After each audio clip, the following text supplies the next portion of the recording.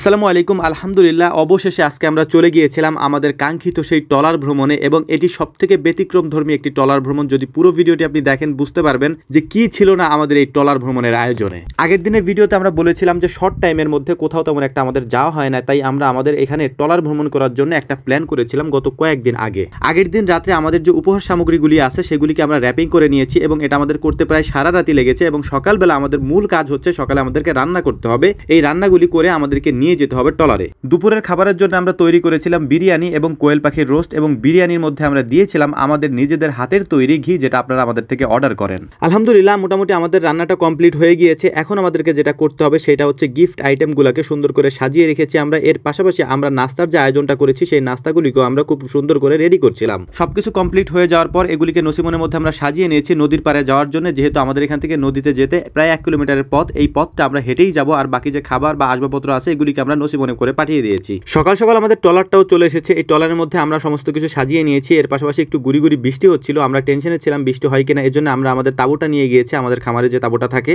দেখলাম যে গুড়ি গুড়ি বৃষ্টিটা কিছুক্ষণ পরেই থেমে গিয়েছে। আলহামদুলিল্লাহ, আমরা এখন রওনা দিয়ে দিয়েছি আমাদের গন্তব্য চান্দার বিলের দিকে। এই চান্দার বিল অবস্থিত হচ্ছে গোপালগঞ্জ জেলার একেবারে সদর থানায়। আমি আপনাদেরকে ভিডিও শুরুতেই বলেছি আমাদের এই ট্রলার ভ্রমণ একেবারে ব্যতিক্রম। এটা আমি কেন বলেছি সেই কাজগুলি আপনারা দেখলে বুঝতে পারবেন ইনশাআল্লাহ। আমাদের ট্রলারে কোনো বক্স নাই, গান বাজনার কোনো আয়োজন নাই, এর পাশাপাশি নাচ গান করারও কোনো ব্যবস্থা নেই। তারপরেও কেন ব্যতিক্রম সেটা আপনারা দেখলেই বুঝতে পারবেন। বেলা 11:30টার দিকে আমরা আমাদের নাস্তাটা পরিবেশন করে দিয়েছি সবার মধ্যে। এরপর আমরা একটা জায়গায় গিয়ে আমাদের ট্রলারটাকে থামিয়েছি। এখানে মূলত আমাদের সাংস্কৃতিক অনুষ্ঠানের কিছু আয়োজন আমরা সেরে ফেলবো ইনশাআল্লাহ। যে মাঠের কাছে আমরা আমাদের ট্রলারটা থামিয়েছি, এখানে মূলত আমরা আমাদের ফুটবল ম্যাচের আয়োজন করব এবং দৌড় প্রতিযোগিতার আয়োজন করব। প্রথমেই আমরা ফুটবল ম্যাচটা সেরে নিচ্ছিলাম আমাদের কয়েকটা গ্রুপে বিভক্ত হয়ে, যেহেতু আমরা অনেক লোক একসাথে এসেছি। যে কারণে আমরা যেহেতু সবাই একসাথে খেলতে পারবো না, তাই আমরা 3টা গ্রুপ করেছি, অর্থাৎ প্রত্যেক গ্রুপে 11 জন করে প্লেয়ার আমরা ভাগ করে নিয়েছি। এখান থেকে যারা জিতবে তারা পরবর্তীতে যারা বসে আছে তাদের সাথে খেলে তারপর আমাদের খেলাটা শেষ করবো ইনশাআল্লাহ। ফুটবল খেলা শেষ করার পর আমাদের সবথেকে গুরুত্বপূর্ণ এবং ইন্টারেস্টিং আরেকটা আয়োজন ছিল, সেটা হচ্ছে দৌড় প্রতিযোগিতা। এই দৌড় প্রতিযোগিতা করার জন্য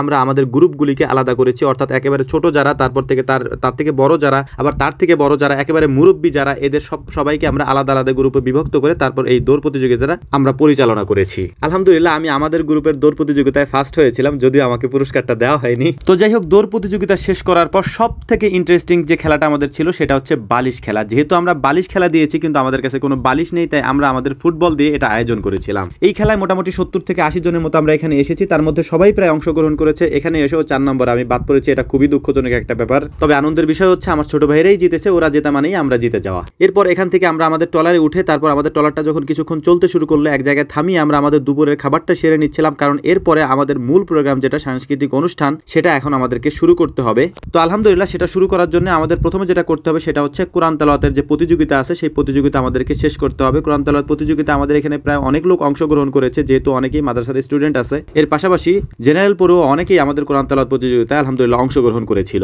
কোরআন তেলাওয়াত প্রতিযোগিতা শেষ হওয়ার পর আমাদের ইসলামী সঙ্গীতের একটা প্রতিযোগিতা ছিল। আলহামদুলিল্লাহ, এখানেও অনেকেই আমরা অংশগ্রহণ করেছিলাম একসাথে। ইসলামী সঙ্গীত এবং কোরআন তেলাওয়াত শেষ করার পর আমাদের এখন যে প্রোগ্রাম সেটা হচ্ছে যে এখানে আমাদের কুইজ প্রতিযোগিতা আছে, তারপর ঝরাফুল নামের একটা অনুষ্ঠান আছে, সেটা আমাদেরকে করতে হবে। এর পাশাপাশি এখানে লটারি রয়েছে। এই সমস্ত কিছু আমরা কমপ্লিট করবো আস্তে আস্তে একটা একটা করে ইনশাআল্লাহ। ট্রলার চলতেছে, পানির মধ্যে ভেসে ভেসে এই আয়োজনগুলি আমরা করছিলাম। আশেপাশের মানুষজন দেখে একটু অবাক হচ্ছিল, কারণ হচ্ছে যে এইখান দিয়ে যে ট্রলারগুলি চলে এটার মধ্যে বক্স থাকে, নাচ হয়, গান হয় এবং বিভিন্ন ধরনের আরো অনেক কিছুই হয়। আলহামদুলিল্লাহ, আমরা সেগুলির মধ্যে যাইনি। তো যাই হোক, আলহামদুলিল্লাহ, কোরআন তেলাওয়াত এবং ইসলামী সঙ্গীতে আমি প্রথম হয়েছিলাম, এটার জন্য আমাকে পুরস্কৃত করা হয়েছে আলহামদুলিল্লাহ। তো আমরা খুব সুন্দরভাবে আমাদের প্রোগ্রামটা শেষ করতে পেরেছি এবং আল্লাহর কাছে অশেষ শুকরিয়া, আল্লাহ তাআলা আমাদেরকে হারাম কোনো জিনিসের মধ্যে অন্তর্ভুক্ত করেননি। আমাদের জন্য দোয়া করবেন। আসসালামু আলাইকুম ওয়া রাহমাতুল্লাহ।